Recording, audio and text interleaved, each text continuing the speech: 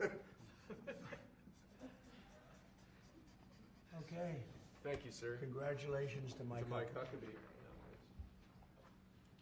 Next, sir, this is a big one. As you've consistently identified, restoring our maritime dominance as a nation is very important, from shipbuilding to having a merchant marine that's capable of supporting American military efforts, really up and down the line. Restoring maritime dominance has been a priority of this administration.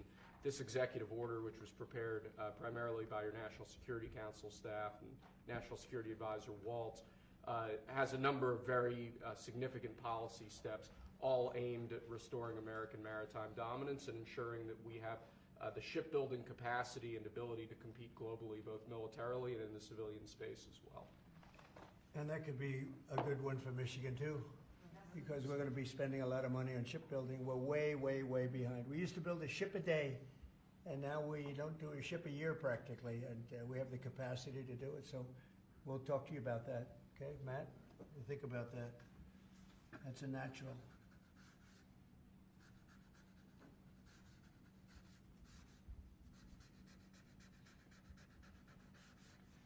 Okay, shipbuilding. That's a good one. Okay, thank you. Thank you, sir. The next executive order relates to defense procurement. Our current defense procurement process has been criticized by many folks on both sides of the aisle as being too slow to adapt to new and changing technologies, not delivering the sorts of weapons and systems that our warfighters need in order to compete on the battlefields of the future. So with this executive order, we're going to be modernizing the procurement structure that the Department of Defense uses to allow it to more quickly adapt to changing circumstances around the world. And we're also going to be launching a review of existing procurement programs to ensure that we're getting value for the money and to ensure that we're getting the best possible systems in the field. And which are currently horrible. I'll tell you, they're horrible. That process is ridiculous, what they do. They get the highest price and not even good-looking equipment, and we're changing it. We're going to change it to the best. So this is very, very important.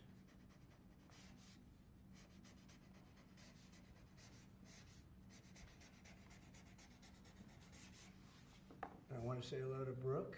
Well, look at Brooke. She got the cost of eggs down 87%. 87%, Governor. We have somebody that's done a great job at Department of Agriculture, and Kristi Noem, who perhaps a few of you have heard of. She has done the most unbelievable job as somebody that's watching over our country at the border, and with Tom Homan and your whole staff of tremendous people. So thank you. Who would think that she is like meant for that job, huh? She's meant for it. So I just saw you there both. Thank you very much. Thank you. Okay. We'll do it later, please. Thank you, sir. Lastly, in the defense space, one persistent issue that we've had in terms of the issue of foreign defense sales, that we're unable to provide weapon systems in a reliable, effective way to key allies of ours, and a key driver of that is inefficiencies and inconsistencies with the process by which we approve foreign military sales. So this executive order is going to direct your Department of Defense, Department of State, other relevant departments and agencies to rework our system of foreign defense sales to ensure that we can provide equipment, creating American jobs and providing obviously revenue to American defense manufacturers, but provide key military equipment to our key allies in a reliable, effective way. Okay, that's good. All very important.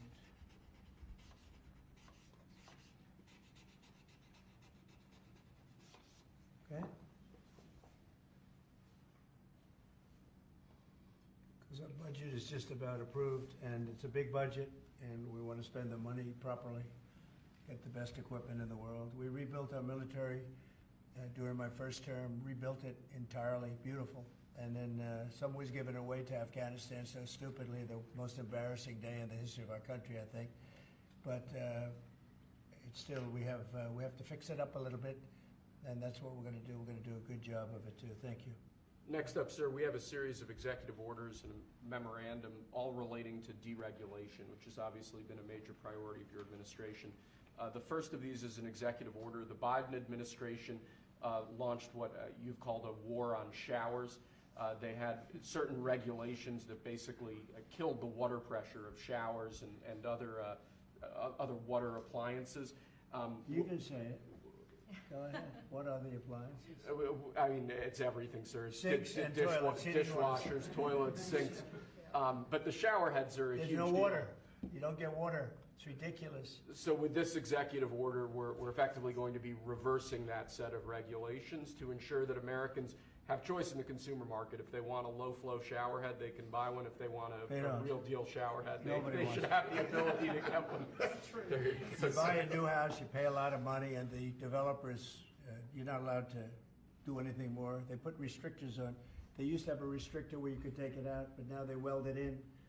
And you take a shower or wash your hands, whatever you do, including dishwashers where no water comes out. But you wash your hands, and in my case, I like to take a nice shower to take care of my beautiful hair.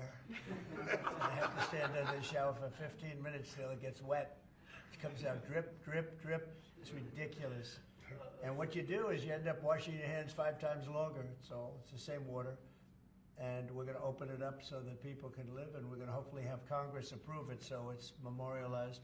We're going to try and get all of these things, including straws, a little thing like straws. We did straws a month ago, where the paper straws were melting, they were dissolving, they weren't working well, and we went back to the plastic straws.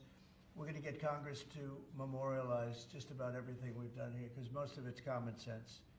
But the water is horrible. When you go into anytime you see a new faucet, you know it's going to be a long wash of the hands. And so we're changing. It's a big deal. I did it in the first administration. Biden came in his first week, and he had no idea what he was doing, but somebody told him to do it. In his first week, he put the restrictions on all the bathroom utilities. Even in areas that have so much water, they don't know what to do with it. You see those areas all the time with the flooding. So we're doing that, and we're going to get all of the things that you've seen. I think we set a record. We're up to almost 200 and 500 amendments. Nobody's ever done that. We're going to get them approved by Congress so they're memorialized, and we look forward to doing that. It's very important. And Congress is going to start working on it as soon as we get the big beautiful deal done. The big beautiful deal is important. The biggest tax cuts in the history of our country, that's important.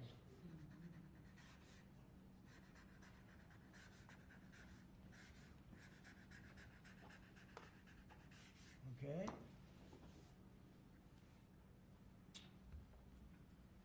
Okay, is that okay? Good. It's a 10. You think a good shower. We rate the signatures. That was a 10, that's why. This is another executive order relating to deregulation, sir. There are a lot of regulations on the books that either promote monopoly directly or prevent new market entrants from entering into a given market. The net effect of that is very negative for consumers.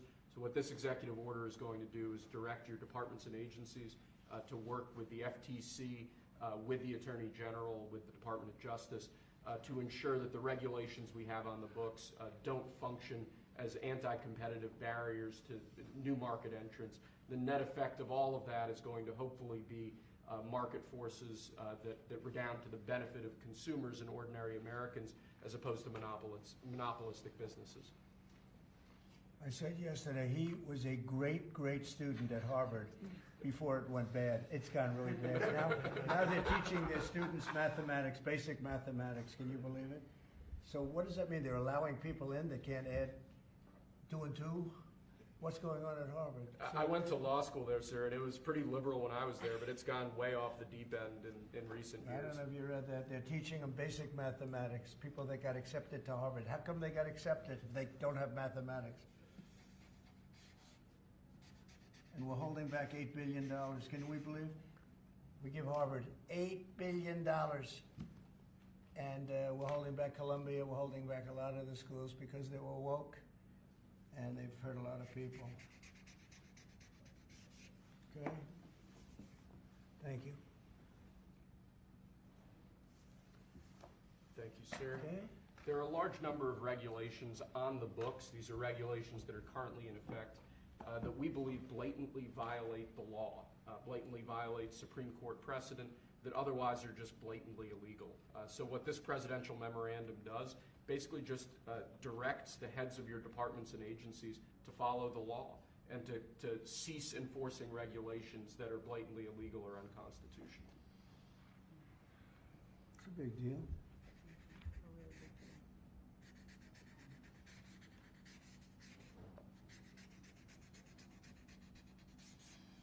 It's really very important that we get these memorialized Yes, sir. in Congress.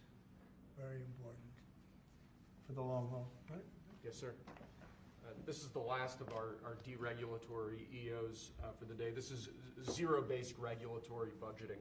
The idea here is that over time, regulations accumulate on the books and in the Federal Register, and people aren't taking a close, detailed look at what's on the books and clearing them out as times change or as regulations become dated or ineffective.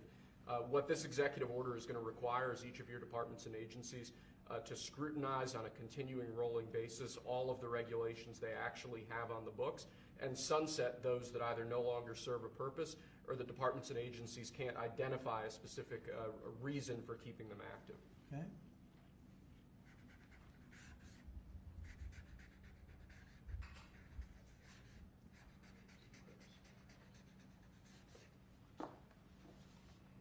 Okay.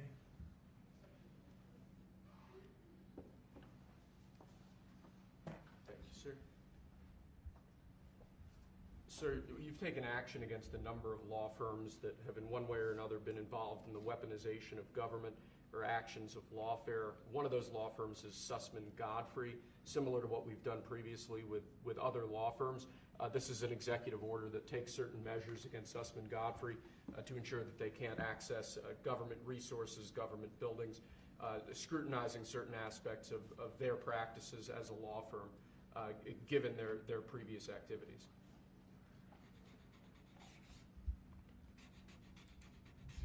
And we signed with many law firms, the ones that we thought were inappropriate, and they've all agreed to pay $1 million. They went for some pretty big numbers. I guess we have a total. What do we have? What's the total about? What's the total right now, Steve? About, would you say? Getting close to probably 600-700 million now, I would think. We've multiple at 100 million, some at 125 million. So the numbers are adding up. We're going to be close to $1 billion soon.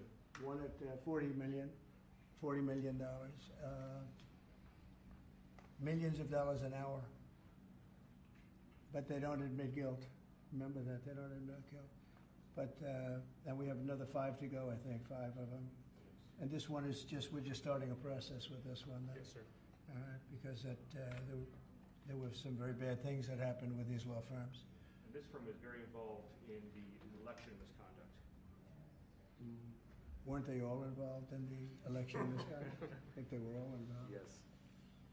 Anyway, so they went from $40 million to $125 million, and most of them are at about $100 million, right? All right.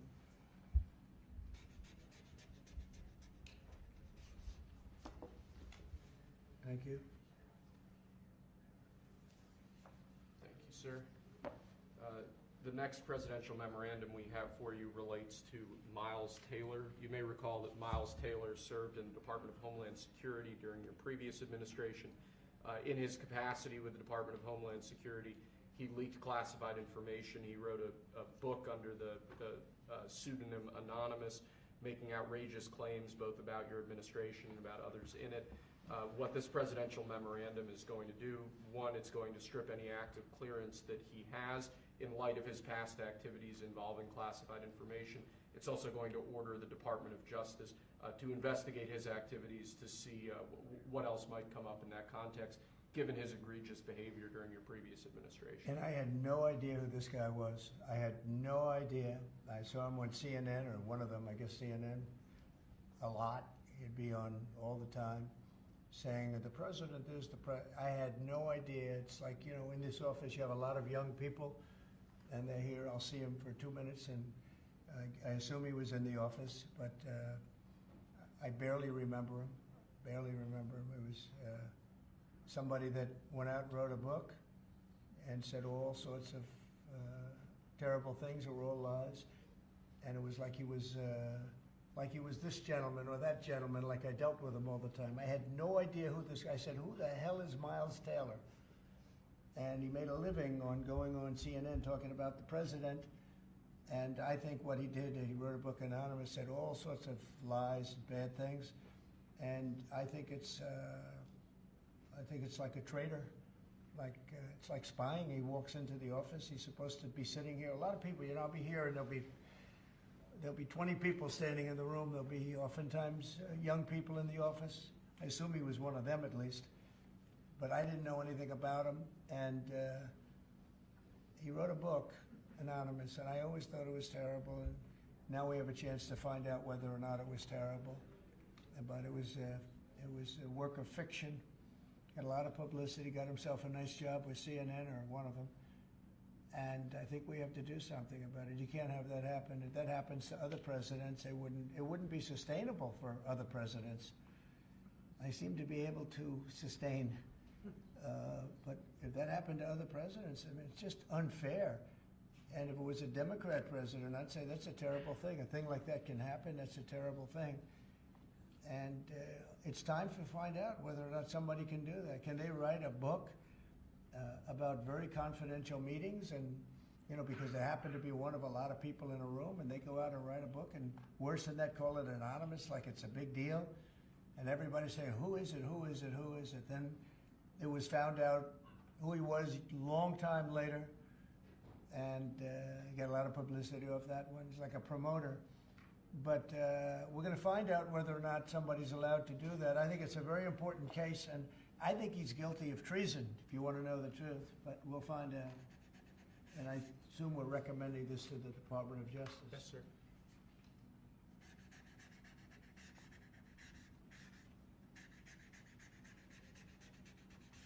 Okay, good. Terrible guy.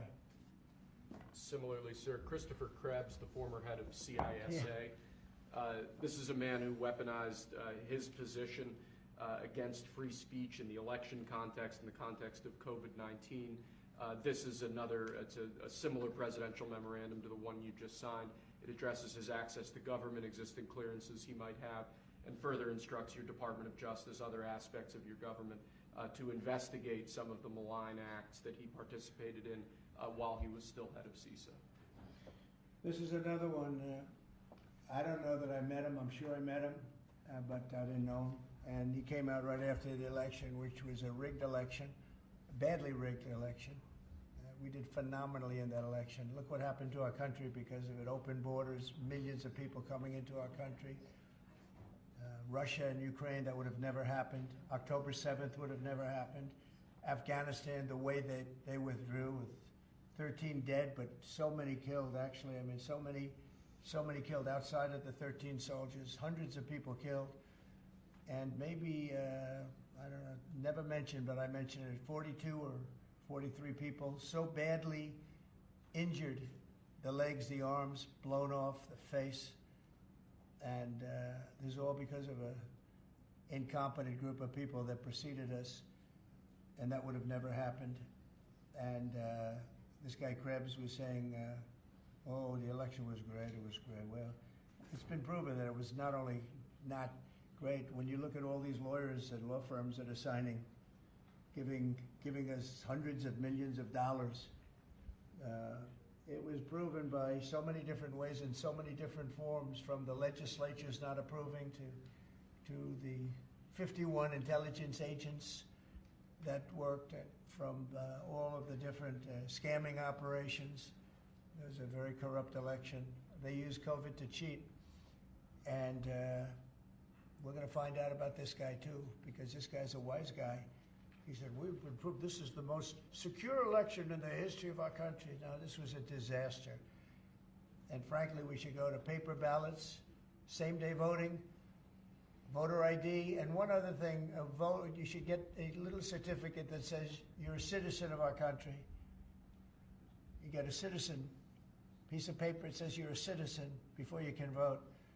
But you want voter ID and you want paper ballots, and you really want same-day voting. If you don't have same-day voting, they decide to change the air conditioner. Oh, we're fixing the air conditioner. Let's move all these boxes. We'll bring them back in a few days, and then they don't bring back those boxes. We got to have safe elections. We have to have borders. Ideally, we have to have a free press, which we don't have. We don't have a free press. We have a very dishonest press. This is an honor. We're going to find out whether or not he was right. This was a disgraceful election, and this guy sat back saying, well, I'm a member, or like he's a Republican or something, and almost right from the beginning, and he's tried to make the case that this election was a safe election. I think he said, this is the safest election we've ever had. And yet, every day you read in the papers about more and more fraud that's discovered. He's the fraud, he's a disgrace. So we'll find out whether or not it was a safe election. And if it wasn't, he's got a big price to pay. And he's a bad guy. Here's another one. I have no idea who he is. Krebs. I have no idea who he is. I'm sure he was in the room at some point, just like you're all in the room, but I have no idea who he was, so thank you very much. Those last two are very important, I think, for the country. Thank you, sir. And lastly, we just have 3 proclamations. These are the sorts of things that most presidents use an auto pen for. You obviously don't like using the auto pen much, if at all. The first of these is National Former Prisoner of War Recognition Day. This is one that you did in each of, I believe, each of the previous years of your previous administration, recognizes former prisoners of war. More generally, this proclamation is written to acknowledge the great steps you've made both in this administration and your previous administration on behalf of veterans, homeless veterans, others who've suffered in that way, and basically stating that it's a priority of your administration to ensure that veterans and homeless veterans are cared for properly. Good. And you know what, they ought to find out who was using that auto pen, because whoever that person was, he or she was like the President of the United States, and I'm against auto pens. I think auto pens are not a good thing, especially when you're talking about documents like we're signing today. If he can't sign, then he can't be president. It's pretty simple. Let's see whether or not he could sign. But I think that should be tested. I really think that should be tested. It's another one. And you may think about it, because how can a man that, did he really know that when they gave all false information on the council, I mean, the whole unselect committee of political lunatics, they destroyed all the information. You can't get any information. They went for like a year and a half, almost 2 years, screaming and ranting and raving. Democrats plus 2 worse than Democrats. You had Cheney, Liz Cheney, and crying Adam Kinzinger. Crying Adam. Every time I looked at him, he was crying. The guy was a crier. But you can't do that. You just can't do that. So we're going to find out a lot. I think we're going to find out a lot. These last 3 or 4 have been they've been very, very interesting. We'll see what happens. Sir. But I don't think a president should be allowed to use an auto pen when they're signing very, important legislation. I think a president should sign it, not use an auto pen. And we're going to find out whether or not he knew what the hell he was doing. I'm sure at this point he'll say, I signed it. They'll tell him what to say. But to give pardons to people that destroyed all the information. If you destroyed information on a civil case, just a civil case, not a criminal case, a civil case, they put you in jail for that. And they found out that Pelosi was the one that was in charge of the security of the Capitol, and she knew all about it, and she admitted her guilt to her daughter, who was a movie documentary person. I'm sure her daughter's not too happy about that. I'm sure Crazy Nancy's not too happy. But we found out all the things, everything. And we go for the information. Sir, we've destroyed all of that information. If I haven't destroyed it, I wouldn't be sitting here right now. I guarantee you that. I'd be sitting someplace else. So I think it's something that we should really look at, because that's so important. The whole concept of an auto pen, because whoever's, auto pens are run by somebody. Whoever ran the auto pen was President of the United States, And I would be willing to bet that Biden didn't know, probably didn't know anything about any of it. Very dangerous, very dangerous. So you're going to check that out, right? Yes, please? sir. We're working on it right now, sir. This is just another proclamation, sir, declaring National Crime Victims' Rights Week. You've obviously made it a major priority of your administration to track down and at times deport criminals who have committed violence on our streets, who have victimized so many people. This is an annual proclamation that hopefully gets Americans to remember that when crimes occur, there are real victims, there are real people who are affected, and there are people who suffer as a result. Okay, it's very important. Thank you.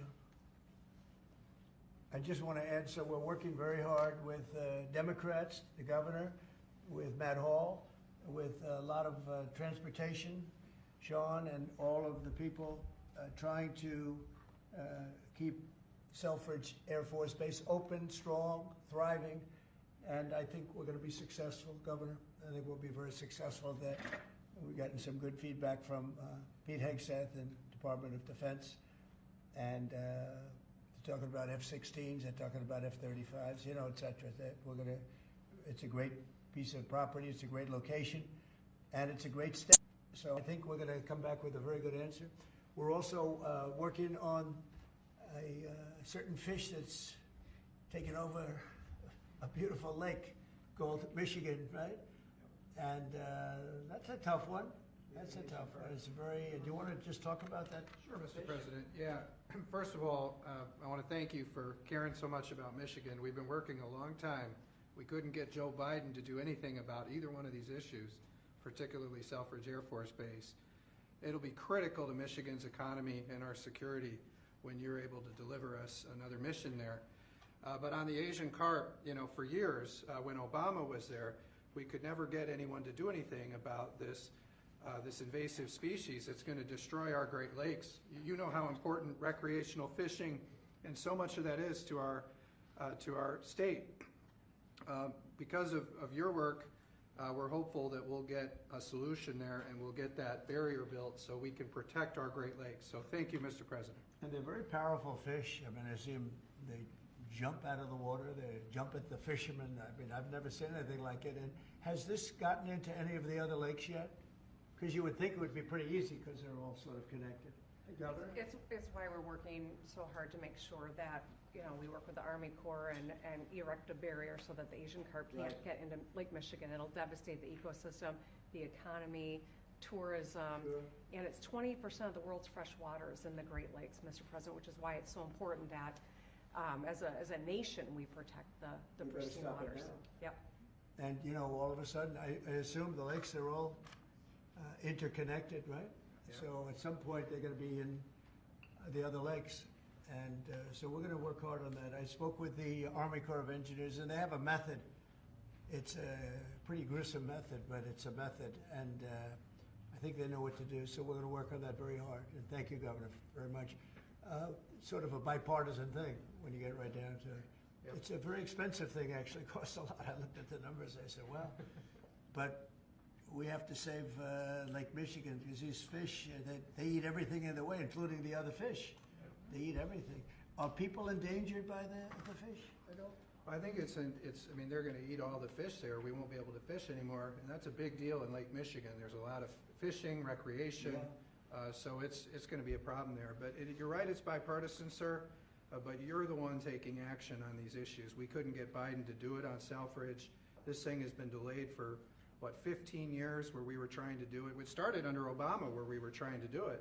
He wouldn't do anything about it. So we appreciate you paying so much attention to this and taking action. Well, sir. I would. And the governor, in all fairness, called me about it. I had seen it, and she called me, and John James called me. And, we spoke with your office, and it's, I want to put that down. Really is bipartisan. It's great to see it, actually. It's great to see that. And that includes Selfridge, too. Mm-hmm. And we're going to get it done, and we'll all stand there together and cut a ribbon, okay? Gretchen, good. That's good. Thank you very much. I'm glad you brought it up, and I'm glad you brought it up, Matt. Appreciate it. And I know you two get along pretty well, right? Yeah. About 70% of the time. I think you do. All right, good. We'll have something to celebrate pretty soon, so pretty sure about that, okay? Thank you, Gretchen, very much. Okay, do you have any questions? Mr. President, where does the TikTok deal stand, given what we've seen, the Well, tariffs it's to China? moving along, but obviously I would say right now China's not exactly thrilled about signing it. We have a deal with some very good people, some very rich companies that would do a great job with it, but we're going to have to wait to see what's going to happen with China. So, Mr. President, no, it's on the table very much. I think China's going to want to do it, actually. Can you explain more of what you believe is the end game with China? Are you waiting for President Xi to blink? How do you think this is all going to be resolved? Look, for years we've been ripped off and taken advantage of by China and others, in all fairness, but by China, that's the big one. And it's just one of those things. We're making $2 billion a day right now, this country. $2 billion a day with tariffs. And they were making $2 billion a day. We'll be making more. Now when you see what happened today, I don't know if it's still there. I looked an hour ago, but we were up like close to 3,000 points. Nobody's ever seen a day like that. I think that's a record, isn't it, fellas? Definitely. Is that a record? Who would have thought we were going to have a record like that after watching? But because the geniuses of the world, they get it. Our country's very strong. We were left a very, very weakened country, both economically, financially, because of all of the tariffs and all of the other companies just raiding us and ripping us off. And also at the border where 21 million people were allowed to come in. Many of those people were criminals. And but the people that do this for a living, some of them are very smart and some of them aren't smart at all. But these guys are very smart, and my group is very smart. My whole group is smart. And you've done so amazing on the border. I read the other day that there were 9 people and hundreds of thousands 2 years ago with Biden, and we had 9. We had it down to 9, and they were all let in for medical reasons. They were in bad shape. We let them in for medical reasons, not even for anything else. So you've been amazing. But that's a big thing. I think it's one of the greatest problems that I've never seen anything like it. Open borders. The whole world was emptied out. Prisons from all over the world, from the Congo in Africa, from Africa to Asia, a lot in South America, but it wasn't just South America. Prisons emptied out. And I said it outside with the drivers before, but El Salvador has been amazing, a job that the president's done. He's coming to see me next week, and we look forward to that. But that's really been amazing. Yes? Mr. President, the EU also announced increases in tariffs today. Why not That's treat... bad timing for them. That's bad timing. Why not They treat said them it. in- They didn't put them in. No, they threatened them, I but they think picked a later date, which our expectation is Oh. it's going to be later still. Okay, good. I'm glad that they held back. You said you were watching the market. If this was the strategy all along to bring them to the table, why did you instruct or advise, or maybe they did it on their own, some of your top aides to say this is not a negotiation, to hold the line, that they were going to hold the line, that you were not going to change Well, your a mind? lot of times it's not a negotiation until it is, and that happens. And, I said outside that you have to have flexibility to do it right, and that's what we have. We brought everybody to the table, and it may not be a negotiation. It may not last. I mean, things may be asked that I think are not fair to us. Look, we've been ripped off by essentially everybody for 35 years. This is not just a new thing. And Roger Penske just left. He's a great gentleman, great man, actually. And he said no other president would have had the guts to do this. And I believe that's right. They wouldn't have done it. They should have done this a long time ago. A long time ago they should have done it. I started it with China. I took in hundreds of billions of dollars in tariffs and taxes from China in my first term. And we greatest ever in the history of our country. But it had to be done. It's something that had to be done. Mr. President, thank you so much. Which countries will be negotiating first? Do you have any criteria? Because, for example, Brazil and the UK, they do not have deficits with the US. They have a surplus. They do not have a surplus. They have deficits with the US. So what is the criteria? And also, would you consider talking or meeting with Xi Jinping? Oh, sure. He's a friend of mine. I like him. President Xi, I like him, I respect him, but they haven't treated our country right. Sure, I'd meet with him. On the other countries, we have Japan is here, and South Korea is here, and others are here, and we're trying to see them. It's, from what I hear, it's much more than 75. I said 75 plus. So many. It's everybody wants to make a deal, actually, and you know we want to do what's right for our country. We also want to do what's right for the world. The world is important. I mean, you know, it's the world, right? And I think we're going to make a lot of people very happy. And I think investing in the United States of America will be the greatest investment that anybody's ever made. Mr. President, can we still expect to see the sectoral tariffs, so the pharmaceuticals, steel, is that something you're still considering moving forward Yeah, with? well, I will be because we want them coming back. You know, we realized during COVID that we don't make our drugs and our pharmaceuticals in this country. So I realized that, and it was a big realization. We had to go to China to get drugs. We had to go to other places. I won't even mention the names, but we had to go to other places. We don't make it, and that's because we let them leave. And now if they want to come back, we're going to put tariffs on the pharmaceutical companies, and they're going to all want to come back. They're going to come back. I'm not going to pay them any money like Biden with the chip deal. That chip deal was horrible. They give billions and billions of dollars to chip companies. All they have is money. They have so much money. And they give billions of dollars, and they're just going to keep the money. They're not going to spend it. And the only thing that's going to bring them back is you say, we have a barrier. You have to pay 50% or 100% or 200%. And if they have to pay that, they're going to say, we're not going to pay that. We're going to build here. And that's what happened. We're the biggest, most prestigious chip company in the world, spending $200 to $300 billion. Think of that, $1 billion to build essentially one massive plant. It'll be one of the largest plants in the world, and we're going to get them very quickly. We're going to get them energy. We're going to get them the electricity they need and the energy that they need, and it'll be approved by Lee Zeldin, a total professional, and it'll be approved very quickly. And they'll get their zoning very quickly. They'll have everything done in a matter of months. Thank you, sir. You've procured a record amount of private sector investments since your election, $7 trillion. You talked about the importance of all that. Can you talk about how these investments will have a positive impact on families who felt like the previous economy left them behind, and why your executive orders on coal yesterday is so important given the amount of manufacturing that you're ushering back in? Good, thank you. And which is correct. We have, I would say, more than $7 trillion now, right, of investment coming in. Apple is coming in for $500 billion alone. We have other companies coming in with massive numbers. We have car companies that are coming in.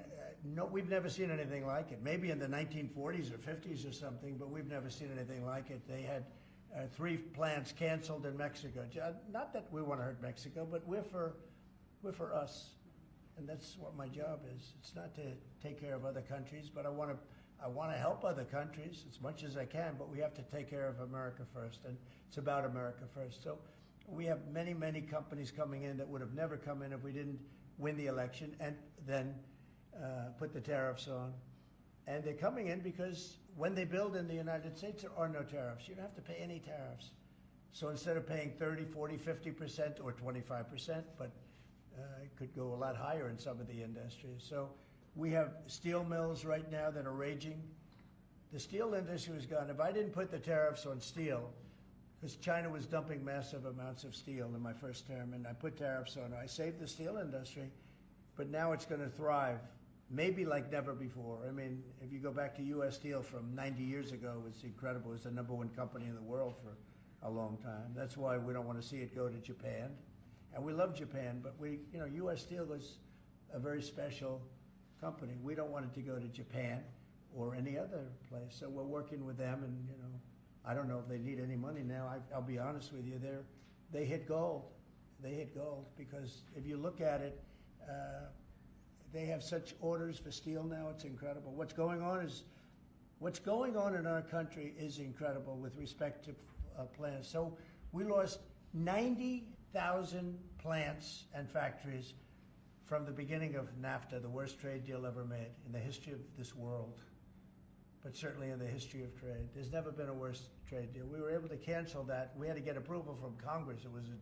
It was like a disastrous curse because you had to go to Congress to get it terminated. You couldn't just terminate it because it was a bad deal.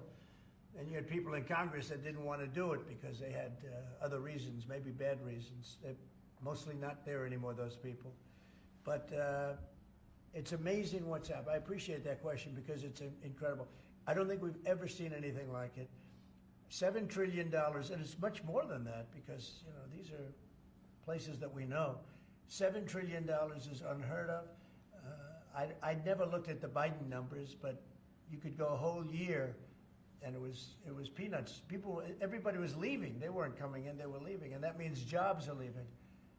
And so we're not playing games. We're going to make this country greater than ever before. Thank you for that question. Mr. President, it seems that China's made some... Let her just do that. Oh, yeah, absolutely. Okay. Thanks. For the past few days, we've heard from this administration no pause. Was this idea of doing a pause, did that just come about this morning? Can you tell us exactly what came into consideration for you and your advisors? For a period of time, I wouldn't say this morning. Over the last few days, I've been thinking about it. I've been dealing with Scott, with Howard, with some other people that are very professional. And I think it probably came together early this morning, fairly early this morning. Just wrote it up. We didn't have the use of, we didn't have access to lawyers, or we just we wrote it up from our hearts, right? It was written from the heart. And I think it was well written too, but it was written from the heart. It was written as something that I think was very positive for the world and for us. And we don't want to hurt countries that don't need to be hurt. And they all want to negotiate. The only problem is, you can only do so many at one time. We want to do it right. We want to get it right. We want to take care of them, but we have to take care of our country. So, but this was something certainly we've been talking about for a period of time, and we decided to pull the trigger. And we did it today, and we're happy about it. I didn't know it would have that kind of an impact, but it's, I think they have the biggest increase in the history of the stock market. That's pretty good. You're almost, if you keep going, you're going to be back to where it was 4 weeks ago.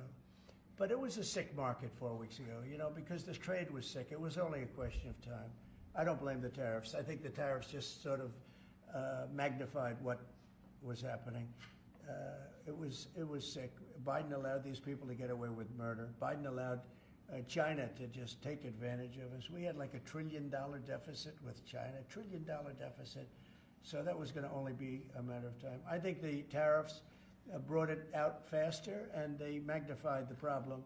But I think this was a problem that existed far beyond tariffs. This was a systemic problem, and we're going to cure that problem. And maybe to a large extent we have, because we've revealed it, and we've revealed it very strongly. Yes, sir, please. Thank you, Mr. President. So it seems China's made some serious missteps here in these negotiations, and Secretary Besson said earlier you may have goaded them into a tough position here. I'm wondering, are you in a way putting together a coalition against China in terms of trade here? No. Well, China, look, they're very capable, and I don't blame China for what happened. I blame the people sitting right at this desk, right behind this desk, or another desk. You get your choice of 7. I happen to pick the Resolute. But I blame the people sitting behind in this chair, behind this desk, for being stupid, incompetent, or not having courage. This should have been done years ago. This should have been done before Obama, in all fairness. Not only Biden, Obama. It should have been done many years ago. This started with the World Trade Organization, which was owned by China. It was owned and paid for by China. They didn't even have to do things. They considered them a nation that was undeveloped. They said they were a developing nation. Well, we're a developing nation too, if you think about it. Look at our inner cities. Look at what's happened. I think we're starting from ground zero there, right? So we're a developing nation too. No, I don't. I know it's a lot of people take heat for saying it, but I blame the people sitting at this desk more than I blame China. If China can get away with what they got away with taking hundreds of billions and trillions of dollars right out of our pocket because our people here were stupid, they were stupid people. maybe corrupt. I don't know. I don't know how you could be that stupid. How do you get to be president and you're stupid? But they certainly weren't courageous, and they allowed this to happen. And with Japan and with many other countries that took advantage of us. I mean, we had deficits with almost every country. I used to read these things. First term, I'd read them. I'd actually read the agreements. I'd say, how could anybody agree to this stuff? So certainly they were rough, and they were tough, and they were smart.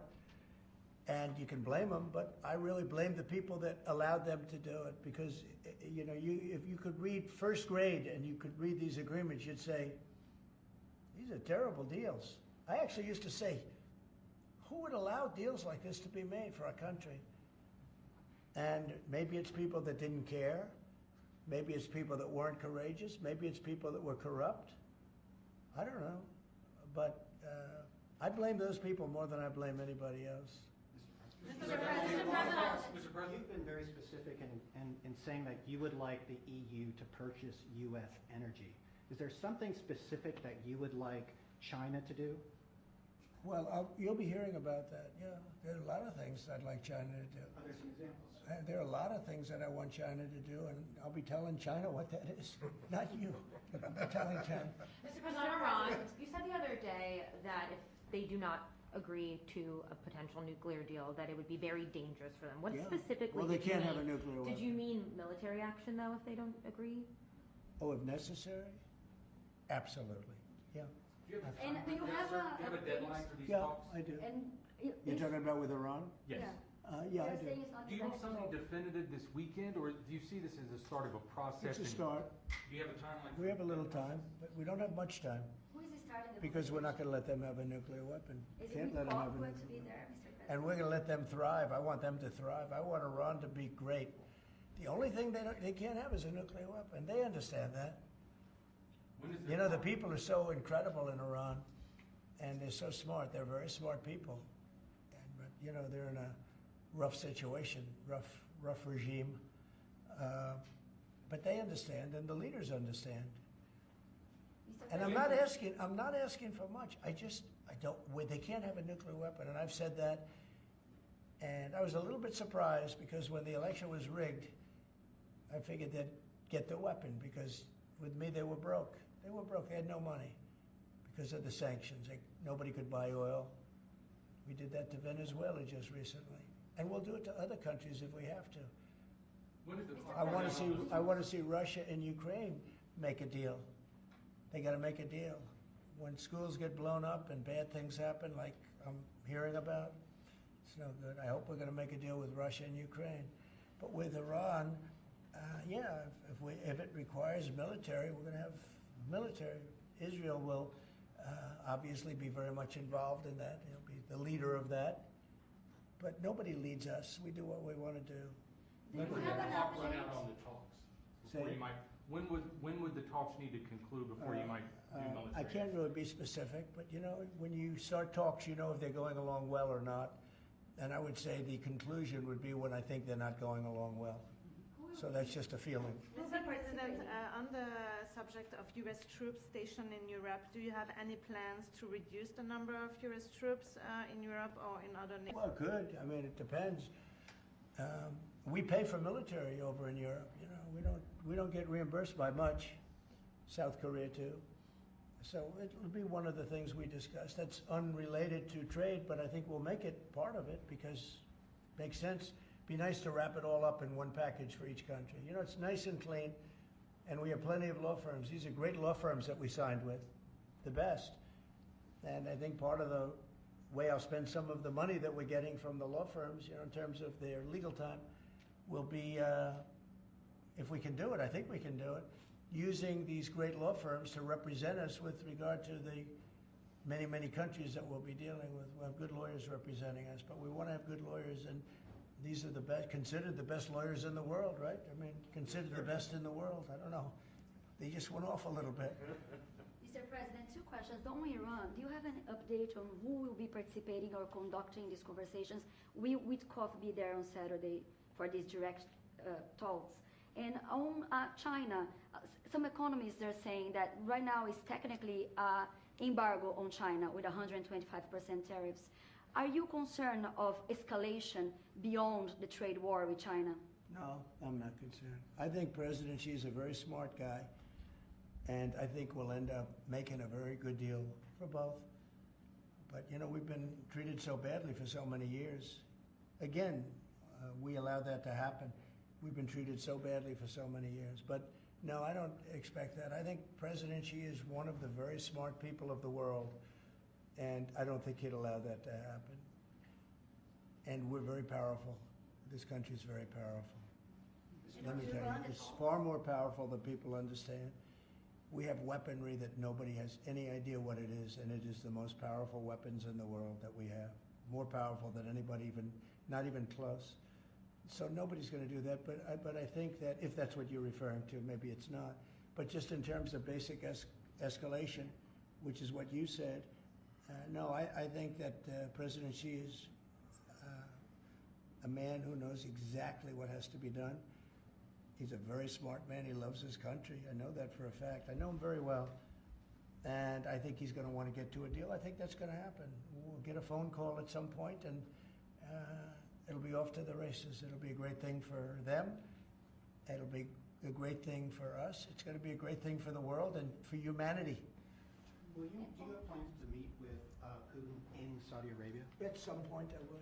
At some point. In Saudi We'll have to Arabia? see. I mean, we have to get there right now. You know, we got to get there. In the meantime, they're losing 2,500 on average young people every single week. Think of that. 2,500 people a week. It's not even conceivable. We got to get there fast. Say a couple of more. Yes. Do you have to increase tariffs on China even more before they come to the table or give you a phone I call? can't imagine it. No, I can't imagine. I don't think I'll have to do it. I don't think we'll have to do it more. We calculated it very carefully. By the way, when you hear 100, a lot of people charge much more than that. Canada charges much more than that to our farmers, our dairy farmers. Many people charge much more than 100 or 125 in this case. But I don't, it's still a significant number. I don't see that again. On the Yeah, please.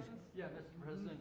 So do you think some of your tariff critics would prefer, to see the United States go through turmoil than to actually see it succeed just because they are your policies? You mean just leave the tariffs the way they are now and just relax, right? Some people have said that. Look, again, we're making, it'll be soon, much more than $2 billion a day. That's not the worst thing that I've ever heard. So yeah, some people say that. But, we look at the other side too. I think as the United States, we have an obligation to look also at the other side. We want what's good for everyone. I mean, it's America first, but we also want to make sure there's a world that can live happily and all of that. And so, this is the way I look. No, but there are people that say, look, where we are now, I've been in worse positions in my life than making $2 billion a day plus, right? It's really plus. Thank you very much, everybody. Thank you, Press. Thank you, Press. Head it out. Thank you very much. Thanks, guys. Thank you. Head it out. Or the markets are what really changed your mind when it came to The markets right now are extremely good. Thank you. Thank you. Thank you. Thank you, Press. Thank you. Head it out. Thanks, guys. Here, this way. Right this way. Thank you. Keep going. Keep going. Thank you. Thank you very much. Thank you, Press.